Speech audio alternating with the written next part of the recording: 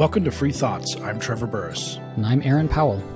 Joining us today is Bassem Youseff, an Egyptian comedian, writer, producer, surgeon, media critic, and television host, who hosted The Show, Egypt's first satirical news program, from 2011 to 2014. At its peak, his show, The Show, received 30 million viewers. Half of Egypt watched his show. Bassem is often referred to as the Jon Stewart of Egypt. He is also the author of Revolution for Dummies, Laughing Through the Arab Spring. Welcome to Free Thoughts. Thank you so much for having me. Is it fun to make fun of dictators? Oh, it's the absolute fun. I mean, it's the absolute fun because it's challenging. Because when you make fun of someone who used fear in order to alienate people, scare people, have power over people, when you laugh at them, you're not afraid of them anymore. And that's why dictators hate us. Why do dictators seem to have so little of a sense of humor? Like, it seems like a lot of world leaders have a sense of humor, are good at making fun of themselves, engage in the back and forth, but dictators and autocrats seem just to not at all. Well, that brings us to the other pillar of their rulership. It's the first one is fear, and the second one is fake respect. They believe that making fun of someone is disrespectful. They need to have this kind of respect because that's their ego speaking. These are all of these dictators have some sort of insecurity, and they kind of overcompensated for too much respect, too much fear. So when you use humor against them, they lose their minds. They don't know how to deal with you. And because it's not you about making a joke about them, it's about their other subordinates seeing you being a joke, and that kind of takes away of your halo in front of them. Is that, though, how it's read by those subordinates? I mean, so from the outside, watching these people respond so negatively to humor makes them, in my mind, look weak. Oh, absolutely! Right? If you get that quickly offended, I know, but they don't see that. They look at. That's why in their mind they kind of consider it as an insult, and it's an insult that need to be answered. And it's the same thing with whether those subordinates, by the way, are subordinates of a dictator or subordinate of a god, or subordinate of a religion, or subordinate of a line of thought. So it's the same thing, you know. How novel was your show? I mean, first of all, for our listeners, this show covers a lot of different topics. So at the time when you started this, a lot of things had been happening in Egypt, but when you started this, was there anything like this going on in Egypt? No, not at all. At that time, I mean, it was 2011, but the Egyptian television was stuck in the 80s. I mean, there was absolutely no innovation. They just have very long talk shows that just goes out for hours. The idea about being dedicated to a show, be a dedicated writer to a show, to have a real audience, that was not even a thought. And a lot of people look at the impact, the political impact of the show, but I like to look more at the economical and the entertainment impact that the show did, because after our show, the kind of people now it changed the landscape of the media forever. And now people are more courageous to have big budget shows with comes once a week, not that it just goes on for hours, it comes every day. Now, how do you go from being a surgeon, you were a heart surgeon, correct? Yes, sir. I was a heart surgeon. To a comedian. That seems like totally a unplanned. career derailing of some sort. Yeah, well, I mean, at that time, 2011, I was just waiting for my fellowship papers to be finalized. I was accepted in a fellowship in Cleveland. And I'm just waiting for the final papers for the H-1 visa to get that fellowship. And the revolution happened, and I did something. I did some YouTube videos kind of satirizing the state-run media. And I didn't think it was going anywhere. And then suddenly I'm being interviewed by every single network to have me on their show. And suddenly I am signing the TV contract, while the papers from Cleveland arrived. And now I have to make a choice. So I said, all right, medicine will always be there. So let's just try this for a year and see what happens. And just continued for 10 years. So in that climate, we had Mubarak and then Morsi. At the beginning of that, were you willing to give Morsi a chance, or did you start laying into him immediately? No, I mean, it's not about giving anybody a chance. Anybody who goes in power, you make fun of them. I mean, it's not about like you making fun of him if he's good or bad. It is just, this is the price that you pay for authority. And it is, as a matter, I would consider that a president having a show making fun of him, that's a compliment for the president. But they don't see it like that. I mean, some of the people who like conspiracy theories, they said I was making fun of those people because I was paid by them to make them look good. And it was fake. You see, that's kind of, you have conspiracy theorists everywhere. And I kind of like, I didn't make anything up. I was just using whatever is there in the media and commenting on them. And a lot of these materials were funny. So that made our job easier. So that's what we did. At the time that you got started with the show, was this state-run media? Were there independent stations? Well, there's always been independent stations, but it was about the control of the authority on them. So right after the Arab Spring, there was kind of an interim period of 2-3 years of relative freedom. So that was like where a lot of like, as you say, independent stations started popping up more. What was the process like of launching this show? Because if this was the first political satire show, and it's in a country, even if they're independent stations, it's in a country that is not fully democratic, doesn't have full protections for free speech and so on. So how do you get a show like that on the air? Were there worries? You know, because you can't do it yourself. You need producers. There's a lot of worries. Like the biggest worries were the logistics worries, like having this show not being done before. We had to kind of create a core of people that we did. It's like you are having, the know-how of creating a Ferrari car, but you don't really have the infrastructure for the Ferrari car to run on it. So, I even hired many of the quote unquote veteran producers in the beginning, and I fired all of them after 2 months because they didn't know what to do, because that's not the kind of work they would do. So we went in and they hired people that were all fresh graduates, and it didn't matter if they had anything to do with media or not. It's about like, if you're gonna be passionate, we're gonna do it. So that's actually what we did. This sort of goes back to related to an earlier question by Aaron, but not only are dictators humorless, but they tend to be really silly. I mean, like in a very interesting way. We had, a lot of things dictatorial about Trump, which we can get into, but there was just a lot of silliness about it. It seems to me maybe the root of that is that they take themselves way too seriously, but there's just so much silliness. I mean, at one point, I don't know if it was under Morsi or El-Sisi, but the government claimed to have cured AIDS. Correct. Was that a serious claim? I mean, these kind of silly things that come out, it's like they don't even have anyone who's like looking in the mirror saying, guys, this is just too much. There's no self-awareness. So this was not about silliness. This is what about propaganda. So the cure for AIDS thing was done by an official statement from the higher ranks of the army.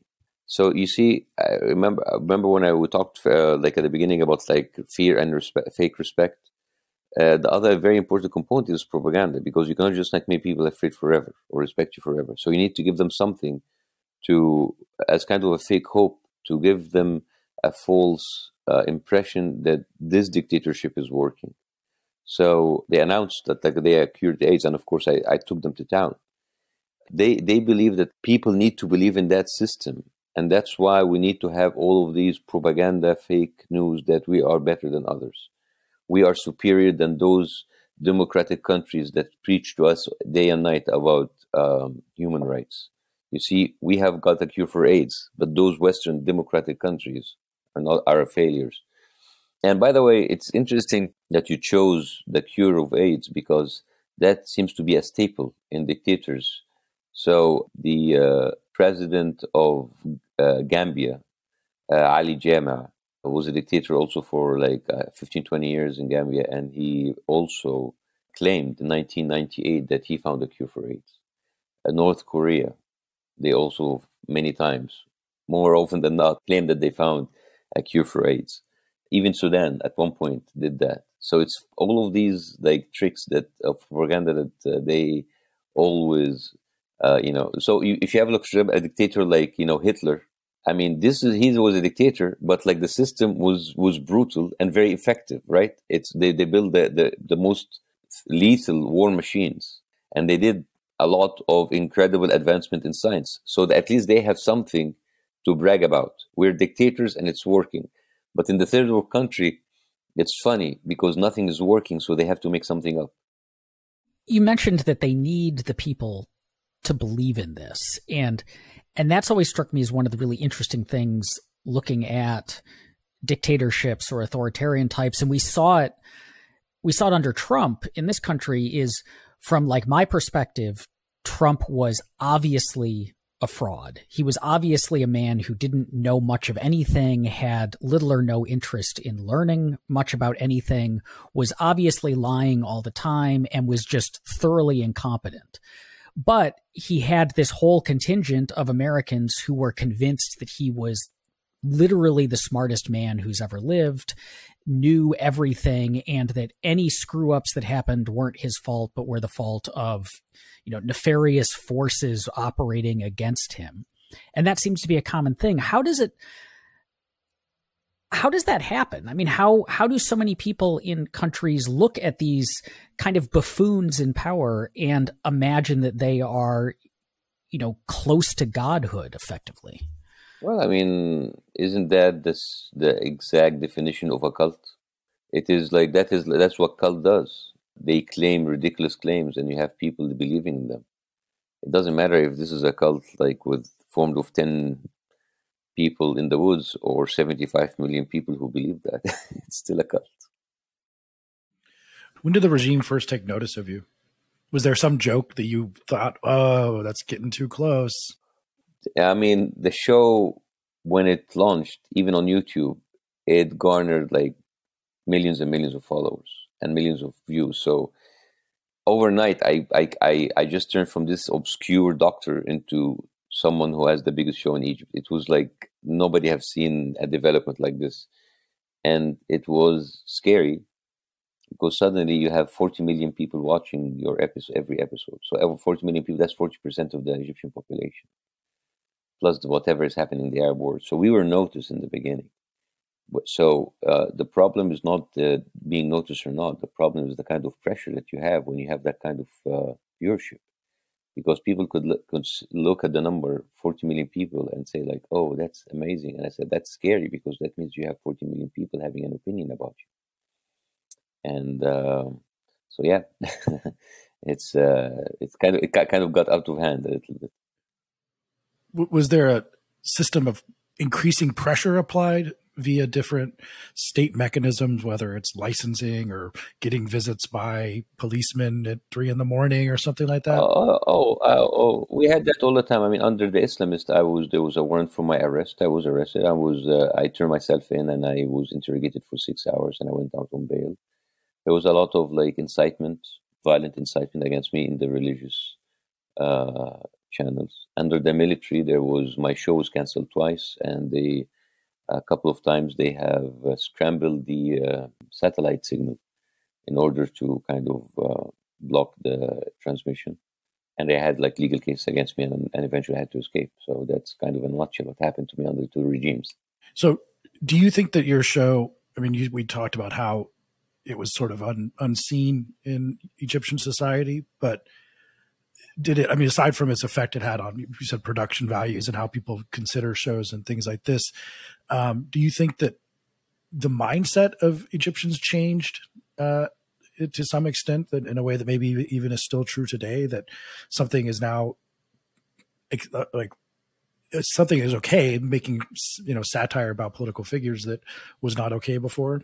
I think there's a lot that changed in the Egyptian mindset, not just because of El-Bernameg. El-Bernameg was just a very small part of it. I think the whole idea of the revolution itself, although it practically, you might say, it failed, we had a kind of a counter-revolution, and then dictatorship became worse now. But that whole experience, that whole trauma, if you want to call it, made people reconsider every single thing that they thought that they can take for granted. The line of thoughts, their convictions, things that is related to political, religious, societal. norms has been disrupted forever. And you have even newer generations that didn't even see the revolution have actually now are in a different, in a totally different place than we were before the revolution. So I always say that the revolution is not really an event; it's a process. And maybe politically it did not work, but I think on a societal level and on a social level, on a community level, on a mind thought level, a lot has changed. Have others, younger comedians, picked up the mantle? Is there a political satire scene in Egypt right now? No, and not because of the lack of talent, but lack of freedom margin. I mean, I believe that after the show, there has been amazing talent that emerged, but they were always kind of limited of what they can do. So I believe that they kind of like channeled their talents towards political satire, they would have excelled. But it is what is available for them. In America, we had this Trump experience, and you've discussed in different ways. There's a sort of a learning. Maybe it's a dictator with training wheels, or like a learning dictator, or gives us a glimpse into how this works. But then other people say, look, Trump was president for 4 years. We're not in a dictatorship. There wasn't a huge amount of change that happened to American laws, at least ones that were passed. I don't think people feel like they're living in a dictatorship. So is it overblown to say that Trump had sort of dictatorial attitudes? Yeah, he definitely had dictatorial attitudes, but it was not manifested in real life. So that's the difference between someone who would be maybe some of the president of the United States, if they, including Trump, for example, if they were put in a dictatorship, in a kind of a third world dictatorial country, they will be dictators, but the system doesn't allow them. So I mean, Trump has absolutely shown some traits. Like, I mean, we can talk day and night about like what he said, whatever, but I think there's one action that he did that kind of is enough for me. Is when he broke a long time tradition of attending and participating in the White House correspondent dinner. I mean, that was a beacon for American democracy and a sign that a president is human and he can be, even if this was only for show, even if this was not real, but to have kind of this tradition and the fact that he say, I'm not going to go, and the undertone is like, I'm not going to allow anybody to make fun of me. So that for me is enough. That is a trait right there.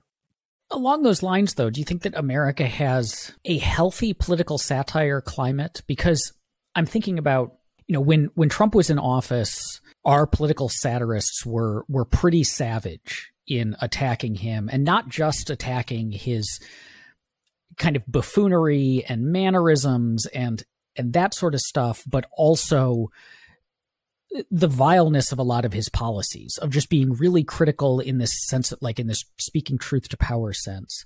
But it often feels like that's mitigated by tribal and partisan identification. So I'm thinking about like when Obama left office, we had Saturday Night Live, which engages in quite a lot of political satire, do a like Obama going away party episode effectively, where they just sang this very maudlin version of Hallelujah, I believe it was, to this outgoing president. And it does seem like a lot of American political satirists tend to overlook abuses of power when they're coming from people on their own team.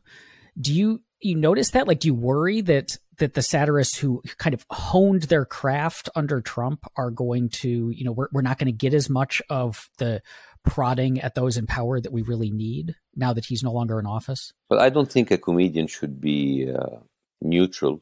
A comedian is a human and he's biased and he has his own political views. Because I'm sure that there's like a wannabe satirical show on Fox News who have absolutely ripped Democrats. And the reason that you don't talk about them, that they're not funny, right? I mean, I'm sorry, but like, I don't see a lot of like conservative, Republican, right-wing comedians that actually worth my time. And that's why you don't talk about them, because the funniest people are the liberal ones. So Why not? Do you have a theory on why that might be the case? Because it seems to be absolutely be the case. Yeah, because because the whole thing about comedy that you break barriers, and conservative has so many barriers in their minds, and their comedy is lame because they cannot break the certain. You will always find that the comedy on the right wing is very vile and very cheap and very low blow and very on the nose. And I think it comes from the fact that they're conservative minds, and I think honestly that the way that I'm talking about the new conservatives, by the way, not like as the physical conservative idea that the Republican Party should have been like, based on, but now it's something else. But I really think that like conservative minds really look at the mind and at the word in a very very like screwed way, and that's why their humor are terrible. And also, I'm sure that Obama had his own mistakes, but like, at least he was presidential. I mean, like, here's the whole. I think the whole idea is about being presidential. I mean, you cannot really compare. I mean, when Clinton did what he did, I mean, he was ripped apart, with the sexual scandal. Although, for me, a personal sexual scandal cannot really compare to the kind of damage that one Republican president had done to the country and to the world, whether that was George W. Bush or that was Trump. So, I mean, I'm sorry. I mean, I don't want to like sound very like, far left or something, but like, if you've seen every single Republican president in the last 30 years, every time that he leaves office, there's a crisis. There's an incredible crisis, unemployment, a crash of like some sort of a crash on the stock market or crash of the market, and there's like wars everywhere. And there's like huge deficit. Bill Clinton is the only president, like, in I don't know how many years, who left actually with a surplus. And then Obama also kind of like dealt with the deficit and kind of like wiped out $1 trillion of deficit. And then you find the Republican president who's supposed to be, fiscally conservative, they come in and they ruin the economy every time they do it, and that's by numbers. Even Reagan. The unemployment in his 8 years, I don't know why is this guy a legend. He ruined the economy terribly, and he increased the deficit. So I don't know. I really don't know how these people think. I'm sorry. Yeah, it goes back and forth on Republicans, and definitely they like to talk about fiscal restraint and then spend a lot of money. But on the question of comedy, as you're always described as the Jon Stewart of Egypt, which it's good marketing, definitely for you. But that question, the many people on the right said, we need a Jon Stewart. We need a Jon Stewart. The right can make fun of people too. So why can't they have one? Well, that's part of I think that you've pointed out some things. I think that it's difficult. I think that Jon Stewart did do a better job of actually going to being somewhat bipartisan, going to both sides and making fun of people when they need to be made fun of. If you create a comedy show with the self-conscious idea that this will be a conservative Jon Stewart, you've already created, like, you're putting something before comedy. You have to put comedy first, it seems like to me. Is that what you thought on your show? You can't put conservative before comedy. You have to put comedy, and then it becomes that. And comedy comes much more from the right wing. So we make fun of them, I mean, the blatant lies that Fox News does. I mean, you can speak about CNN as much as you want, but the blatant, horrible lies that comes from only two shows, Hannity and Carlson, you will never find something, or before them, Lou Dobbs before he leaves. The hypocrisy, the flip-flopping between of their situations. It's just you can't really compare that with anything. You can speak whatever you want about like CNN and MSNBC, but they are. It's the difference between bad and pure evil. Let's take a step back, actually, since you're someone who knows from the ground level, and if it's come up a couple times, we're approaching the 10-year basically anniversary of the Arab Spring, which of course was a bunch of different things in different countries. I mean, there's probably not one answer to this question given the variety of countries, but from your read, being from the region, what happened that collectively made that happen, and why did it seem to not work? Well, I mean, this was like let's talk, for example, about Egypt, because each country was different. I mean, you had Syria, that you had like a dictator who effectively aborted the whole thing and kind of killed everybody.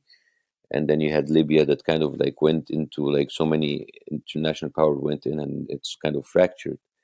But I think in Egypt there was like two big problems, which is the how religion and militarization has kind of effectively infiltrated the society for so many years. So you kind of like for so many years you only had like these two conservative powers that were kind of in control, religion and the military. And the liberal voices were being effectively oppressed and aborted for so many years.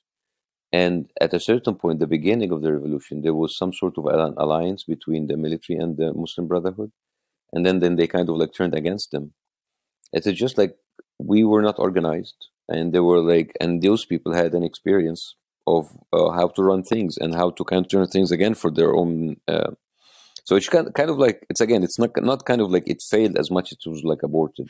We talked about the mindsets of Egyptians. Now, I don't have a good sense of, where the polling, so to speak, on mindsets for, say, Egypt is, but do you think, I mean, there is definitely a fair amount of support for the Muslim Brotherhood, correct there? And then there are some people on the other side. Not as it used to. There's more of a kind of a sympathy for what happened to them, but they're kind of like, I think the Muslim Brotherhood has kind of effectively alienated a huge part of the population. And most of the people are kind of like more now kind of like resentful of Sisi after that he was kind of treated as a god.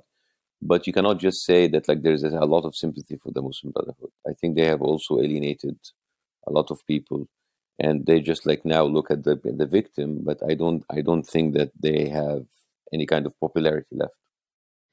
Can you talk a bit more about the relationship between religion and these authoritarian tendencies we see in governments like in Egypt? Because there's a narrative that's common among especially conservatives in America that, the reason that we see so many dictatorships in the Middle East and we see so few freedoms is because of Islam, is because Islam naturally is drawn to that sort of thing or props that sort of thing up. But there are obviously a lot of Muslims in the US and throughout the world who push back very strongly on that and say that these are, that Islam's being co-opted by these authoritarian regimes. So what is the relationship between kind of the hardcore religious base and the authoritarianism?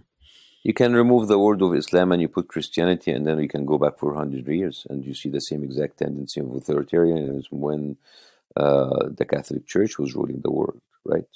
And you can take the same exact word and you remove it and you put Hinduism, and then you can go to India and see what kind of authoritarian tendencies that Modi is doing, oppressing the Muslim minorities.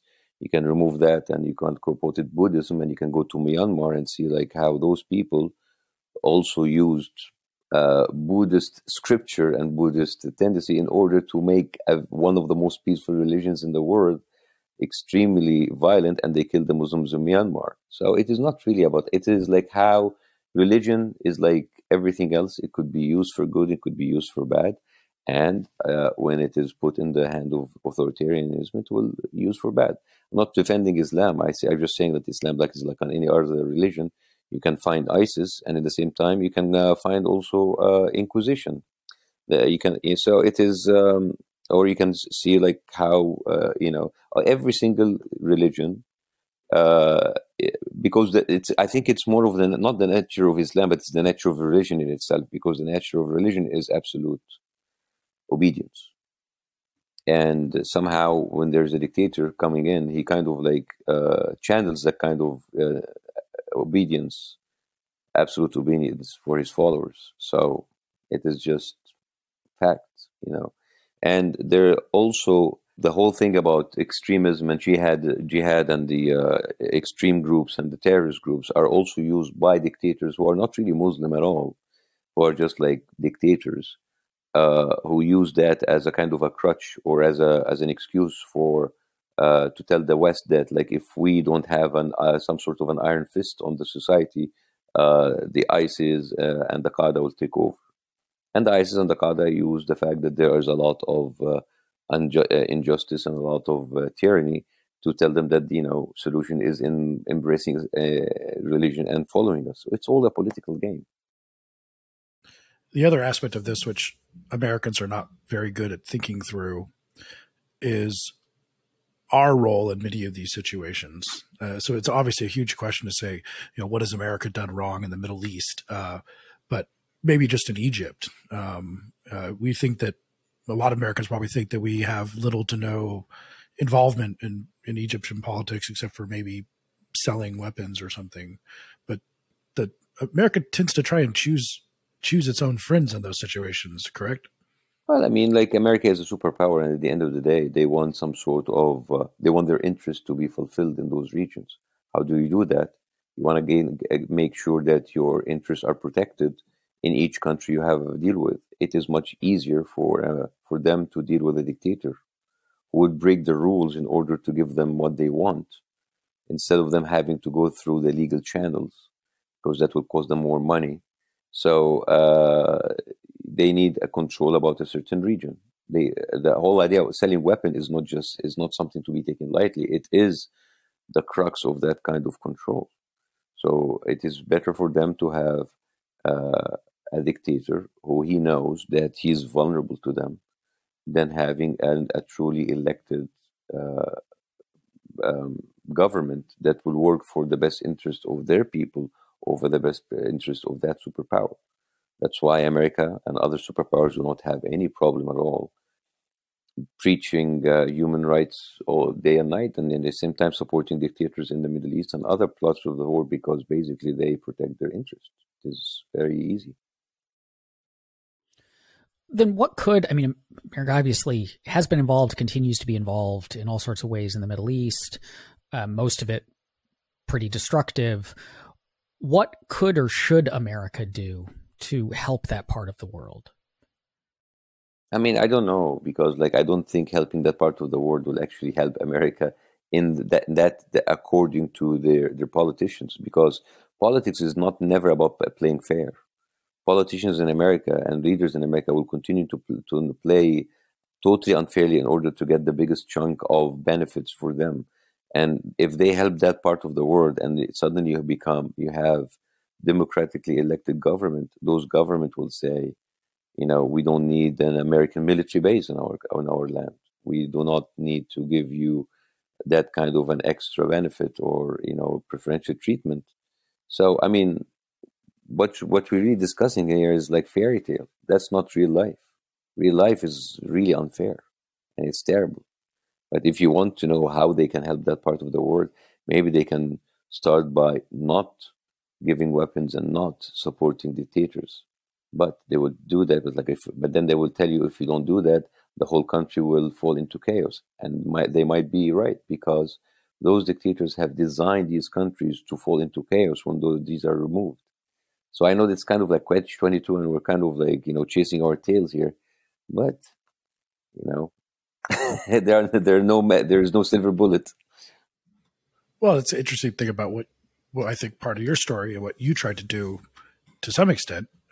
You wanted to tell a good joke, but with a purpose. But the idea, you mentioned democracy, and kind of going back to Aaron's question, whether or not a country like Egypt has enough people pro-liberal democracy to create a movement for establishing a liberal democracy. But maybe one of the first things you need before that is you need political satire. You need people to be able to laugh and stuff like that. Or maybe there's a movement there and they're just being squelched by the power. Yeah, there was a movement, and the movement was enough to remove a whole regime, but now this movement is crushed. And I think it is, I don't know. It's not just like, what about the movement, but what about the powers that work against democracy? The powers that work against democracy right now are very powerful. They are supported by the West. They are supported by many of the countries that put a lot of money behind them. So whether or not it will happen, it really depends on these factors changing along time. If that system becomes weaker or these powers become stronger. So back to your story, what happened to your show? What happened to my show? I was canceled a couple of times, and then the last time after I was canceled, there's started to have some sort of like legal cases against me, kind of like all of made up, in order to kind of try to frame me in any ways. And then they had a kind of a bogus verdict against me to make me pay £100 million as a compensation to the network that canceled me, which doesn't make any sense. So the lawyer said, like, you need to get on the plane and leave, which I did. I mean, the verdict was at 12 noon and I left at 5. I mean, my show was already off the air for 4 months, but they kind of like went, as they were getting stronger and garnering more support from the international community, they were kind of like going behind everyone who kind of stood against them at a certain point. Have you ever considered relaunching the show on, say, YouTube in some way that would be available? No, because I believe that the show is only valuable when it's broadcasted from Egypt. When you do it from abroad, it loses much of its power. You will be looked at someone who's like, throwing rocks from afar and, carrying the responsibility of what you're going to say. And so I don't think I'm going to do it from abroad.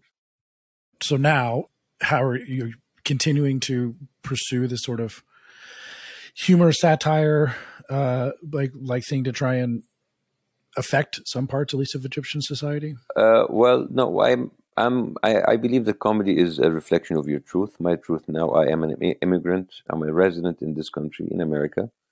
Me as an immigrant, as a U.S. citizen and a resident of this country, I have my own problems as someone who lives here in America. So I do stand-up comedy, which is...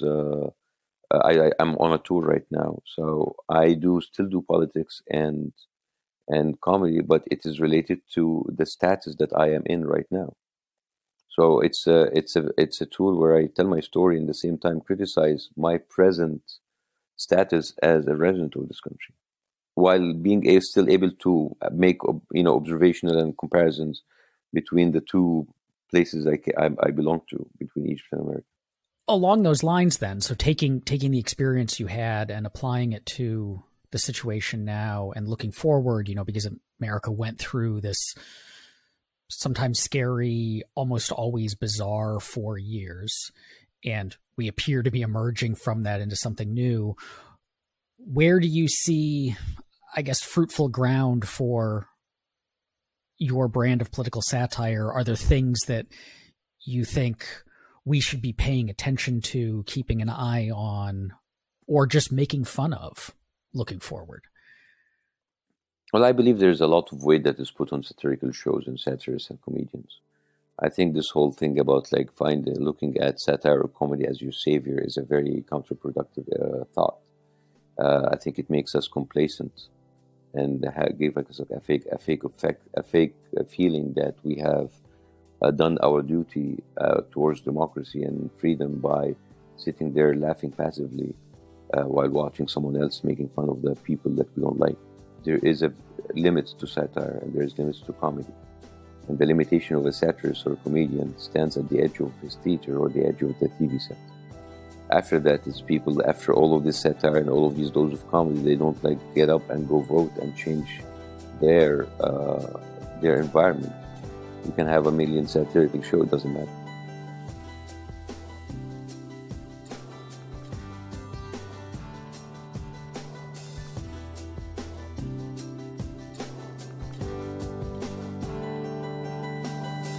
Thank you for listening. If you enjoy Free Thoughts, make sure to rate and review us in Apple Podcasts or in your favorite podcast app. Free Thoughts is produced by Landry Ayers. If you'd like to learn more about libertarianism, visit us on the web at www.libertarianism.org.